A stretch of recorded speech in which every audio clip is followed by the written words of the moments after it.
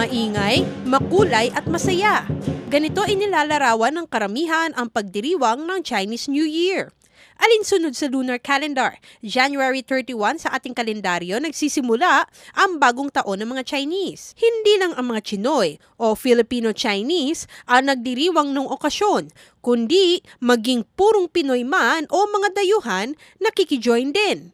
Nagsama-sama naman ang mga photographers na ito upang mag-photo walk sa kahabaan ng Binondo sa Maynila. Nais daw nila maranasan ang kulturang Chinoy habang hinuhuli sa kanilang lente ang ganda at kulay ng selebrasyon. Actually, gusto rin namin makiselebrate ng Chinese New Year dito. So, yung buong samahan, nagkayayaan lang na mag-photoshoot dito. So, sobrang saya kasi ang daming tao. Tapos, kumbaga may kita mo yung culture na meron yung mga Chinese na talagang pag nagsiselebrate sila, bongga rin sila mag-celebrate. Talaga yung ingay, yung drums, lahat and everything. Tsaka different people, ang may kita mo rito. Tsaka yung mga food din nila.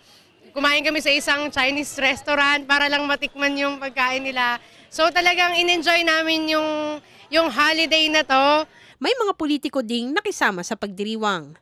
If we recognize the traditions and customs of each of our cultural minorities, talagang naipapakita natin na mahalaga ang iba't ibang pinanggagalingan ng mga Pilipino. So I hope we continue this tradition. Ngunit hindi lahat ng Chinoy ang nagdiriwang ng Chinese New Year. Hindi katulad ng iba na naniniwala sa swerteng kaakibat ng selebrasyon. Bilang isang Kristiyano, nais ituon ni Alvin ang araw na ito sa pag-aaral ng salita ng Diyos. Kasama ng ibang miyembro ng simbahan, nais nilang ipagdiriwang ang araw na ito sa panalangin at pagpupuri sa Diyos. I want to love God on my part, so I want to influence others to love God as well. So instead of going out there celebrating, I rather stay home or at the church and seek for God's will and influence the young people to love God more. Kahit anong okasyon, dapat nating tandaan na ang kabutihan at pag-ibig ng Diyos lamang ang ating ipagpasalamat. Sinabi nga na aklat ng mga Salmo, Kabanata 100, Talata 4. Magsipasok kayo sa kanyang mga pintuang daan ng may pasasalamat at kanyang looban ng may pagpupulong.